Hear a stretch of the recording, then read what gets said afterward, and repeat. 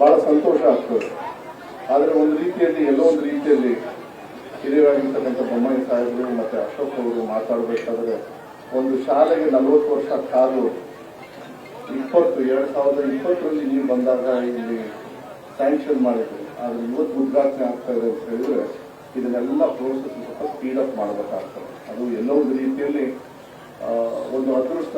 ಯಾಕೆಂದರೆ ಅಜಿತ್ ಅವರು ಒಂದು ಜೈನ ಸಮಾಜದಲ್ಲಿ ಇಡೀ ರಾಜ್ಯದಲ್ಲಿ 2ನೇ ಒಂದು ಹಳ್ಳಿ ಅಂತ ಹೇಳಿದ್ರು, ಅತಿ ಹೆಚ್ಚಿನ ತನ್ನ ಇರ್ತಕ್ಕಂಥ ಇದುವರೆಗೆ 40 ವರ್ಷದಿಂದ ಅವ್ರ ತಂದೆಯವರು ಗ್ರಾಮಸ್ಥರು ಅವ್ರ ಜೊತೆ ಇರ್ತಕ್ಕಂಥ ಎಲ್ಲ ಹಿರಿಯರು ಕೂಡ ಹೋರಾಟ ಮಾಡಿ 40 ವರ್ಷ ಆದಮೇಲೆ ಒಂದು ಪ್ರೌಢಶಾಲೆ ಬರ್ತಾ ಇದೆ ಅಂತ ಹೇಳಿದ್ರೆ ನಾವು ಶಿಕ್ಷಣಕ್ಕೆ ಎಷ್ಟು ಒತ್ತನ್ನು ಗ್ರಾಮೀಣ ಭಾಗದಲ್ಲಿ ಕೊಡಬೇಕು ಅಂತಕ್ಕಂಥದ್ದನ್ನು ಸರ್ಕಾರಗಳು ನನಗನ್ಸುತ್ತೆ ನಮ್ಮಂಥವರೆಲ್ಲ ಗಮನ ತರತಕ್ಕಂಥದ್ದು ಬಹಳ ಮುಖ್ಯವಾಗಿ ಕಾಣಿಸ್ತದೆ. ನಾನು ಹೆಚ್ಚು ಉದ್ದಕ್ಕೆ ಭಾಷಣ ಮಾಡ್ಕೊಳ್ಳೋದಕ್ಕೆ ಹೋಗೋದಿಲ್ಲ. ನಾನು ಮೊದಲೇ ಎಲ್ಲರ ಅಪ್ಪಣೆಯನ್ನು ಕೇಳ್ತೀನಿ. ಇದಾದ ಮೇಲೆ ನನಗೆ ಮುಂದೆ ಹೋಗಲಿಕ್ಕೆ ಅವಕಾಶವನ್ನು ಕೂಡ ನಾನು ಅಜಿತ್ ಅವ್ರಿಗೆ ಹೇಳಿದ್ದೆ. ಯಾಕೆಂದರೆ ಊರಲ್ಲಿ ಒಂದು ಕಾರ್ಯಕ್ರಮ ಬಿಟ್ಟು ನಾನು ಮಧ್ಯೆ ಬಂದಿದ್ದೆ. ನಾನು ಅದಕ್ಕೆ ಹೋಗಲೇಬೇಕಾಗ್ತದೆ. ಆದರೆ ಅಜಿತ್ ಅವರ ಒಂದು ಕಾಳಜಿಯನ್ನು ನಾನು ವಿಶೇಷವಾಗಿ ಅಜಿತ್ ಅವ್ರ ಜೊತೆ ಅಂತ ಹೇಳಿದರೆ ಅಜಿತ್ ಅವ್ರ ಜೊತೆಗಿರ್ತಕ್ಕಂಥ ಎಲ್ಲ ಸ್ನೇಹಿತರು ಯಾರ್ಯಾರು ಇವತ್ತು ಸಹಕಾರವನ್ನು ಮಾಡಿದ್ದಾರೆ, ಯಾಕೆಂದರೆ ಭಾಳ ಅದ್ಭುತವಾಗಿ ಮಾಡಿದ್ದಾರೆ. ಎಲ್ಲ ವೇದಿಕೆಯಲ್ಲಿರ್ತಕ್ಕಂಥ ಎಲ್ಲ ಗಣ್ಯರು ಕೂಡ NTPCಯಿಂದ ಜೋಶಿ ಸಾಹೇಬರು ಕೂಡ ಕೆಲವು ಅನುದಾನಗಳನ್ನು ಕೊಡ್ತಕ್ಕಂಥದ್ದು ಮತ್ತು ಹೊರಟಿ ಸಾಹೇಬರು ಕೊಡ್ತಾರೆ.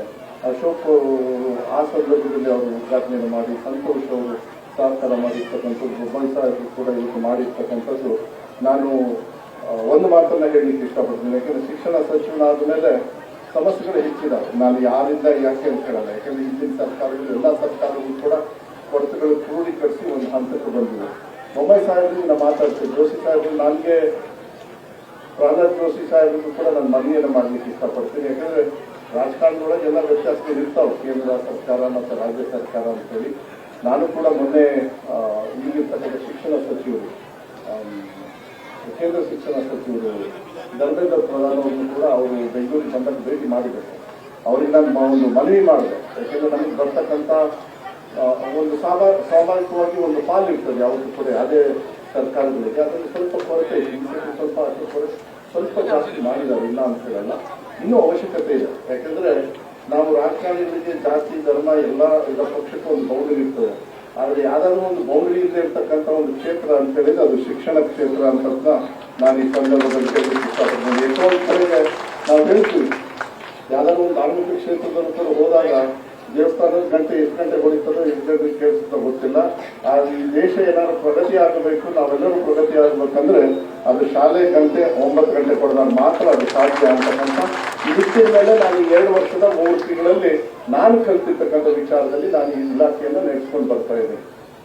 ಬೊಮ್ಮಾಯಿ ಸಾಹೇಬರು ಹೇಳ್ತಾ ಇದ್ರು, ಇಲ್ಲ ಮೊದಲು ಸ್ವಲ್ಪ ಕಷ್ಟಪಟ್ಟು ಮಾಡ್ತಾ ಇದೆಯಾ ಅಂತ ಹೇಳಿ. ನಾನು ಹೇಳಿದೆ, ಯಾಕೆಂದ್ರೆ ನೀವೆಲ್ಲರೂ ಮಾರ್ಗದರ್ಶನ ಬೇಕಾಗುತ್ತೆ.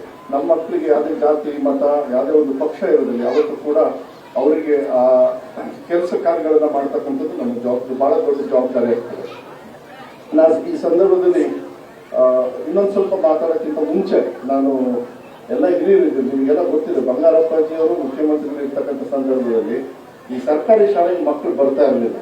ಯಾಕೆಂದ್ರೆ ಎಲ್ಲರೂ ಕೂಲಿ ಮಾಡೋರು ಜಾಸ್ತಿ, ಹೊಲಕ್ಕೆ ಹೋಗ್ಬಿಡೋರು. ಮಕ್ಕಳನ್ನು ಕೂಡ ಅಲ್ಲಿ ಕರ್ಕೊಂಡೋಗಿ ಒಂದು ಸೀರೆಯಲ್ಲಿ ಮಗನ ಮಲಗಿಸಿ ಜೋಕಾಲಿಗೆ ಹಾಕಿ ಅಲ್ಲಿ ಉಯ್ಯಾಲೆಗೆ ಬಿಟ್ಟುಬಿಡೋರು. ಇದು ಸಾಂಪ್ರದಾಯಿಕ. ಯಾಕೆಂದ್ರೆ ತಂದೆ ತಾಯಿಯವ್ರಿಗೂ ಕೂಡ ಅಷ್ಟೊಂದು ಆ ಚಿಂತನೆ ಇರಲಿಲ್ಲ ಆ ಸಂದರ್ಭದಲ್ಲಿ. ಅವಾಗ ಬಂಗಾರಪ್ಪಾಜಿಯವರು ಒಂದು ಕಾರ್ಯಕ್ರಮ ಮಾಡ್ತಾರೆ.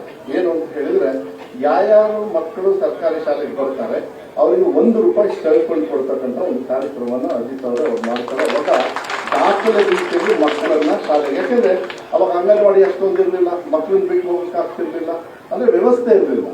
ಆದ್ರೆ ಇವತ್ತು ನನ್ನ ಇಲಾಖೆಯಲ್ಲಿ ಏನಾಗಿದೆ ಅಂದ್ರೆ 46,000 ಶಾಲೆ, ಅನುದಾನಿತ ಶಾಲೆನೂ ಸೇರಿದ್ರೆ 56,000 ಶಾಲೆ,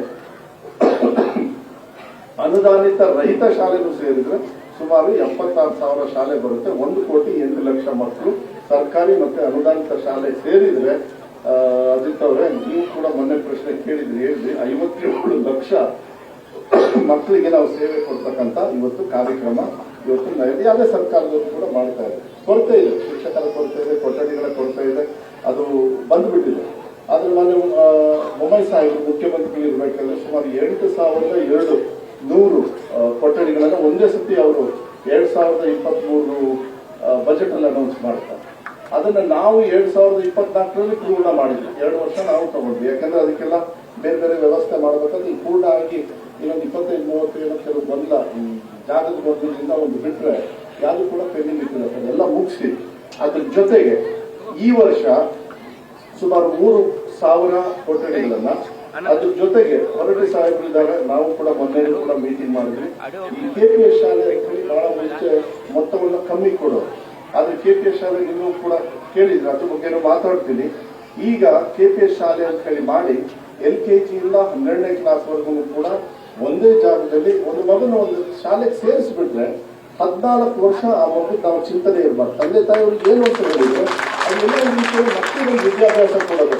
ಮುಂಚೆಗೆ ಇವತ್ತು ನೋಡಿದ್ರೆ ಇಲ್ಲ ನಾವು ಸಾಲನಾದ್ರೂ ಮಾಡಿ ದುಡ್ಡು ಎಷ್ಟೇ ಖರ್ಚಾಗ್ಲಿ ನಾವು ವಿದ್ಯಾಭ್ಯಾಸವನ್ನು ಕೊಡ್ತೀವಿ ಅಂತ ಹೇಳಿ ಮನೋಭಾವನೆಯಲ್ಲಿ ಇವತ್ತು ಬಂದಿದೆ ತಂದೆ ತಾಯಿಯವರು. ಆದ್ರೆ ಸರ್ಕಾರಗಳು ವ್ಯವಸ್ಥೆ ಕೊಟ್ಟಾಗ ಆರ್ಥಿಕ ಹೊರೆ ಏನಿದೆ ಅದು ಕಮ್ಮಿ ಆಗ್ತದೆ. ಆದ್ರೆ ಈ ಸತಿಗೆ ನಾವು ಬಜೆಟ್ ಅಲ್ಲಿ 500 ಶಾಲೆಗಳನ್ನ KPS ಶಾಲೆಗಳನ್ನ ಒಂದೊಂದು ಶಾಲೆಗೆ 5 ಕೋಟಿ, ಆವರೇಜ್ 5 ಕೋಟಿ ಬರುತ್ತೆ. ಕಮ್ಮಿ ಬರುತ್ತೆ, ಹೆಚ್ಚು ಬರ್ತದೆ.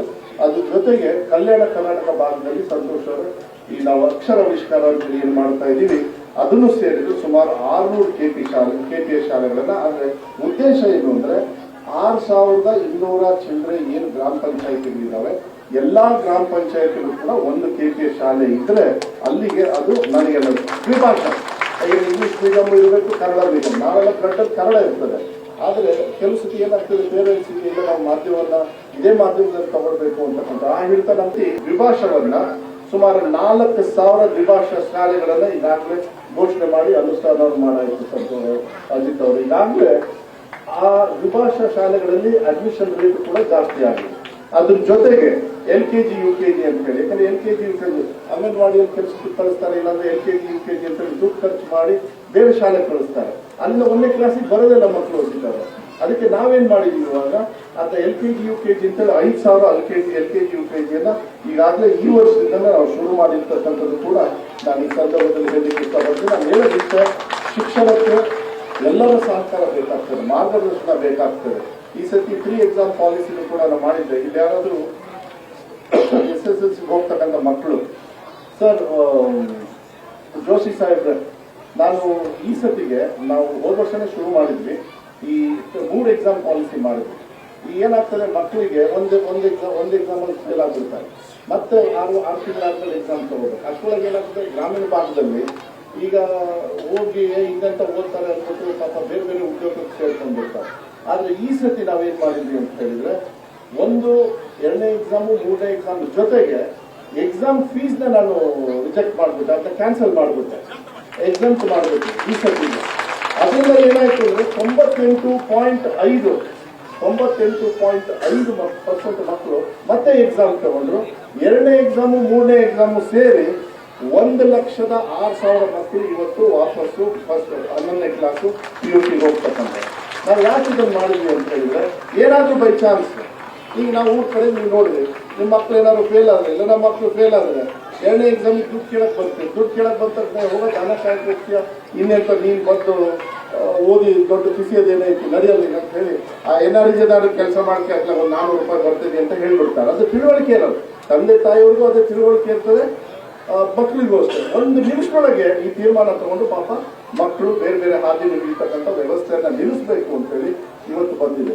ಅದ್ರ ಜೊತೆಗೆ ಸೆಕೆಂಡ್ ಇಯರ್ PUC ಇದೆ, first year PUC, second year PUC. Ashok ಅವರೇ ತಾವು ಕೂಡ ಇದನ್ನೆಲ್ಲದೂ ಕೂಡ ನೀವು ಒಂದು 2-3 ಸತಿ ಮಾತಾಡ್ಬೇಕಾದ್ರೆ ಚೆನ್ನಾಗಿ ನಡೀತಾ ಇದೆ ಅಂತ ಹೇಳಿ SSLC ಎಕ್ಸಾಮ್ಸ್ ಅಂದ್ರು. ಯಾಕಂದ್ರೆ ವಿರೋಧ ಪಕ್ಷದವರು ಅಷ್ಟಿದೆ ನೀವು ಮಾತಾಡಲ್ಲ, ನೀವು ಕೆಲಸತಿ ಮಾತಾಡಿದ್ರೆ ನೀವು ಮಾತಾಡಿದ್ದೀರಿ ಅಂತ ಸಾರ್ವಜನಿಕರಲ್ಲಿ ಹೇಳ್ಬೇಕಾಗತ್ತೆ. ಕೆಲಸತಿ ವಿಧಾನಸೌಧದಲ್ಲಿ ಹಾಕಿದ್ರೆ ಹೊರಗಡೆ ಕೇಳಲಿಲ್ಲ ಅಂದ್ರೆ ಅದು ಸರಿಯಾಗಲ್ಲ. ನನಗೆ ನಿಮ್ಮನ್ನು ಚೆನ್ನಾಗಿ ಗುಡ್ ಅಲ್ಲಿ ಇಟ್ಕೊಳ್ಳೋದು ಒಳ್ಳೇದು, ನಾನು ಒಳಗಡೆ ಭಾರಿ ಗಲಾಟೆ ಮಾಡ್ತೇನೆ. ಆದ್ರೆ ಬಹಳ ಇಲ್ಲ, ಮೊನ್ನೆ SSLC ಎಕ್ಸಾಮ್ ಸಂದರ್ಭದಲ್ಲಿ ಅವತ್ತೇ ಎಕ್ಸಾಮ್ ಸ್ಟಾರ್ಟ್ ಆಗಿದೆ. ನನಗೆ ಬಹಳ ಸಂತೋಷ ಆಯಿತು. ಸ್ಪೀಕರ್ ಅವರು ಒಂದು ಇದನ್ನ ತಂದ್ರು, ಅಶೋಕ್ ಅವರೇ ಫಸ್ಟ್ ಎದ್ದು ಬಿಟ್ಟು ವಿರೋಧ ಪಕ್ಷದ ನಾಯಕನಾಗಿ ಒಳ್ಳೆ ಕೆಲಸ ನಡೀತಾ ಇದೆ, ಇದಕ್ಕೆ ನಾವು ಕೂಡ ಒಂದು ಸಂದೇಶ ಹೋಗಿ ಮಕ್ಕಳಿಗೆ ಅಂತ ಹೇಳಿ ನನಗನ್ಸುತ್ತೆ. ಇದೆಲ್ಲರೂ ವಿಶ್ವಾಸ ಸೇರಿದಾಗ ಮಕ್ಕಳಿಗೆ ಮಾಹಿತಿ ಹೋದಾಗ ಇಲ್ಲ ವಿಧಾನಸಭೆಯಿಂದ ಒಂದು ಒಳ್ಳೆ ಮಾಹಿತಿ ಬಂದಿದೆ, ನಮಗೆ ಚೆನ್ನಾಗಿ ಓದಬೇಕು ಅಂತ ಹೇಳಿದ್ರೆ ಅದ್ರದ್ದು ಕೂಡ ಉತ್ತರ ಇರ್ಬೋದು. 1,04,00,000 ಮಕ್ಕಳು 1,00,000 6,000 ಮಕ್ಕಳು ಪಾಸ್ ಆಗಿದ್ದಾರೆ ಅಂದ್ರೆ ಇಂಥ ವ್ಯವಸ್ಥೆ ಇರೋದ್ರಿಂದ ಮಕ್ಕಳು ಸ್ವಾಭಾವಿಕವಾಗಿ ಅವ್ರು ಮುಂದೆ ಹೋಗ್ತಕ್ಕಂಥ ಕೆಲಸವನ್ನ ಆಗ್ತದೆ. ಅದ್ರ ಜೊತೆಗೆ ನಾನು ಅಜಿತ್ ಅವ್ರು ಕೇಳ್ತಾ ಇದ್ರು ನಮಗೆ ಒಂದು KPS ಶಾಲೆಗಳನ್ನ ಈ ಊರು ಮತ್ತೆ ಇನ್ನೊಂದು ಯಾರೋ ಇಲ್ಲಿಂದ ಒಂದು 2 ಕಿಲೋಮೀಟರ್ ಊರ್ದು ಅಂತ ಹೇಳಿದ್ರಿ. ನಾನು ನಿಮ್ ಜೊತೆ ಚರ್ಚೆ ಮಾಡ್ತೀನಿ. ಯಾಕಂದ್ರೆ ಹೇಳಿದ್ರೆ LKG ಇಂದ 12ನೇ ಕ್ಲಾಸ್ ಆದಾಗ ಏನಾಗ್ತದೆ, ನಮಗೆ ಮ್ಯಾನೇಜ್ಮೆಂಟ್ ಸರಿ ಆಗ್ತದೆ ಮತ್ತೆ ಎಲ್ಲೋ ಒಂದು ರೀತಿಯಲ್ಲಿ ಅದಕ್ಕೆ ಮುಂದಿನ ದಿನಗಳಲ್ಲಿ ಯಾವ ರೀತಿ ಮಾಡ್ಬೋದು ಅಂತ ಹೇಳಿ ನಮ್ಮ ಜೊತೆಗೆ ಮತ್ತೆ ನಮ್ಮ ಇಲಾಖೆ ಅಧಿಕಾರಿಗಳಿಗೂ ಕೂಡ ನಾನು ಚರ್ಚೆ ಮಾಡಿ ತೀರ್ಮಾನಗಳನ್ನ ತಗೊಳ್ತಕ್ಕಂಥ ಮತ್ತೆ ಯಾವುದೇ ತರದ ಸಹಕಾರ ನಿಮ್ಮ ಗ್ರಾಮಕ್ಕೆ, ಯಾಕಂದ್ರೆ 40 ವರ್ಷದ ಹೋರಾಟ ಅದು ಬೆಳಿಬೇಕು. ಇವತ್ತು 2,200 ಚಿಕ್ಕ ಮಕ್ಕಳು ಇದ್ದಾರೆ ಅಂತ ಹೇಳಿದ್ರೆ ನೆಕ್ಸ್ಟ್ ಟೈಮ್ ಬಂದು ನಾವು ಕಾರ್ಯಕ್ರಮ ಮಾಡಬೇಕಾದ್ರೆ ನೀವೆಲ್ಲ ಗ್ರಾಮಸ್ಥರೆಲ್ಲ ಸೇರಿ ಇಲ್ಲಿ 400 ಮಕ್ಕಳು ಬರ್ತಕ್ಕಂಥ ಮಾಡಿದಾಗ ಸರ್ಕಾರಕ್ಕೆ ನಾವು ಕೂಡ ಅದಕ್ಕೆ ಸಹಕಾರ ಮಾಡೋದಕ್ಕೆ ನಮಗೆ ಒಂದು ಸ್ಫೂರ್ತಿ ಬರ್ತದೆ. ಯಾಕಂದ್ರೆ ನಂಬರ್ ಆಫ್ ಶಾಲೆಗಳು ಜಾಸ್ತಿ ಆದಾಗ ಎಲ್ಲ ಕಡೆಗೂ ಮಕ್ಕಳಿಲ್ಲ ಅಂತ ಹೇಳಿದ್ರೆ ಕಷ್ಟ ಆಗ್ತದೆ. ಒಂದ್ ಕಡೆ ಮಾಧ್ಯಮದವರು ಬರೀತಾರೆ ಇಡೀ ರಾಜ್ಯದಲ್ಲಿ ಇರ್ತಕ್ಕಂಥ ಒಂದು 10,000 ಶಾಲೆಯಲ್ಲಿ ಬರೀ 25 ಮಕ್ಕಳು ಇದ್ದಾರೆ ಅಂತ. ಅನಿವಾರ್ಯವಾಗಿ ನಾನು ಮಾಡಿದ್ದಲ್ಲ, ಆ ರೀತಿ ಬಂದುಬಿಟ್ಟಿದೆ. ಜನರ ಒಂದು ಥಿಂಕಿಂಗ್ ಕೆಪಾಸಿಟಿ ಏನಿದೆ ಬದಲಾವಣೆ ಆದಾಗ ಅನಿವಾರ್ಯವಾಗಿ ಅವ್ರ ಜೊತೆಗೆ ಯಾವ ರೀತಿ ನಾವು ಶಿಕ್ಷಣವನ್ನು ಉನ್ನತ ರೀತಿಯಲ್ಲಿ ತಗೊಂಡು ಹೋಗ್ಬೇಕು ಅದನ್ನ ಮಾಡ್ತಕ್ಕಂಥದ್ದು ನಾವು ತಗೊಂಡು ಹೋಗ್ತೀವಿ ಅಂತಕ್ಕಂಥದ್ದು ಬಹಳ ಹೆಮ್ಮೆ ಆಗ್ತದೆ. ಈ ನೀಟ್ JEE ಇದಕ್ಕೆಲ್ಲ 50,000ದಿಂದ 4 ಲಕ್ಷ ಖರ್ಚು ಮಾಡ್ತಾರೆ ಬೇರೆ ಬೇರೆ ಕಡೆಗೆಲ್ಲ ಮಕ್ಕಳು ಹೋಗೋದಕ್ಕೆ. ಆದ್ರೆ ಇಡೀ ದೇಶದಲ್ಲಿ ಫಸ್ಟ್ ಟೈಮ್ ನಮ್ಮ ರಾಜ್ಯದಲ್ಲಿ ನೀಟು JEE ಮತ್ತೆ ಇದೆಲ್ಲ ಏನು ಕಾಂಪಿಟೇಟಿವ್ ಕೋಚಿಂಗ್ ಇದೆ ಸುಮಾರು 25,000 ಮಕ್ಕಳಿಗೆ ಉಚಿತವಾಗಿ ಇಡೀ ರಾಜ್ಯದಲ್ಲಿ ಕೊಡ್ತಕ್ಕಂಥ ಸಕ್ಸಸ್ಫುಲ್ ಆಗಿ ನಡೀತಾ ಇದೆ. ಅದರಲ್ಲಿ ವಿಶೇಷವಾಗಿ ಒಂದು ಮಗು ಗೋರಖ್ಪುರ್ ಅಂತ ಹೇಳಿ ಒಂದು IITಯಲ್ಲಿ ಫ್ರೀಯಾಗಿ ಇವತ್ತು ಸೇರ್ಕೊಂಡಿರ್ತಕ್ಕಂಥದ್ದು ನಮ್ಮ ಇಲಾಖೆಗೆ ಬಹಳ ಹೆಮ್ಮೆ ಅಂತಕ್ಕಂಥದ್ದು ಕೂಡ ನಾನು ಈ ಸಂದರ್ಭದಲ್ಲಿ ಹೇಳಲಿಕ್ಕೆ ಇಷ್ಟಪಡ್ತೇನೆ. ಹೆಚ್ಚು ಮಾತಾಡೋದು ಹೋಗೋದಿಲ್ಲ. ಬಹಳ ಸಂತೋಷ ಆಯಿತು. ಇಲ್ಲಿ ಬಂದಾಗ ಕೆಲವರೆಲ್ಲ ಹಿರಿಯರೆಲ್ಲ ನಿಮ್ಮ ತಂದೆಯವರು ಜೋಶಿ ಸಾಹೇಬರು ಕೂಡ ನಮ್ಮ ತಂದೆಯವರನ್ನ ನೆನೆಸ್ಕೊಳ್ತಾ ಇದ್ರು. ಆದ್ರೆ ಈ ಕಡೆ ಬಂದಾಗ ನೀವೆಲ್ಲ ಬಂದಾಗ ಮುಂಚೆನೆ ನಾನು ಬಂದ್ಬಿಟ್ಟಿದ್ದೆ. ನಾನು ಇಲ್ಲಿಗೆ ಡೈರೆಕ್ಟ್ ಆಗಿ ಬಂದಾಗ ಈ ಕಡೆ ನನಗೆ ಅಶೋಕರ ಇಲ್ಲಿಂದ ಒಂದು 80 ಕಿಲೋಮೀಟರ್ ಅಷ್ಟೇ ನನ್ನ ಊರು. ಇಲ್ಲಿಂದ ಬಹಳ ಹತ್ತಿರ ಆಗ್ತದೆ. ಪಕ್ಕದ ಹಾಂಗಲ್ ಆದ್ಮೇಲೆ ನಮ್ಮ ಊರು ಬರ್ತದೆ. ಇಲ್ಲೆಲ್ಲ ಸ್ವಲ್ಪ ನಮ್ಮ ಬಂಗಾರಪ್ಪಜಿಯವರ ಅಭಿಮಾನಿಗಳು ಜಾಸ್ತಿ. ಯಾರೋ ಹೋದ್ರೆ ಇವತ್ತು ಕೂಡ ನೆನೆಸ್ಕೊಳ್ತಾರೆ. ಏನಂತ ಹೇಳಿದ್ರೆ ಬಂಗಾರಪ್ಪಜಿಯವರು ವಿಚಾರ ಪುಣ್ಯಾತ್ಮ ಇವತ್ತು ಕೂಡ ನಮ್ದೆಲ್ಲ ಹೊಲ ಎಲ್ಲ ಹಸಿರಾಗಿದೆ ಅಂತ ಹೇಳಿದ್ರೆ ಅವ್ರು ಕೊಟ್ಟಿರ್ತಕ್ಕಂಥ ಪುಕ್ಷತೆ ಕರೆಯಿಂದ ಇವತ್ತು ಒಳ್ಳೇದಾಗ್ಲಿ, ಅದು ನಿಮ್ಗೆ ಒಳ್ಳೇದಾಗ್ಬೇಕಂತ ಹೇಳಿ ಎಲ್ಲ ಸರ್ಕಾರಗಳಿಗೂ ಬೇರೆ ಬೇರೆ ಕಾರ್ಯಕ್ರಮ ಕೊಡ್ತಾರೆ. ಆದರೆ ಇವತ್ತು ವಿಶೇಷವಾಗಿ ಇಲ್ಲಿ ಬಂದಾಗ ನಮ್ಮ ತಂದೆಯವರಿಗೆ ಕೊಟ್ಟಿರ್ತಕ್ಕಂಥ ಗೌರವವನ್ನು ಕೂಡ ಈ ಸಂದರ್ಭದಲ್ಲಿ ನಿಮಗೆಲ್ಲರಿಗೂ ವಿಶೇಷವಾಗಿರ್ತಕ್ಕಂಥ ಗೌರವ ಕೊಟ್ಟು ಪತ್ರಿಕಾ ಮಾಧ್ಯಮದಲ್ಲಿ ಗ್ರಾಮಸ್ಥರಿಗೆ ವೇದಿಕೆ ಮೇಲೆ ಇರ್ತಕ್ಕಂಥ ಹೊರಟಿ ಸಾಹೇಬರಿರ್ಬೋದು, ಜೋಶಿ ಸಾಹೇಬ್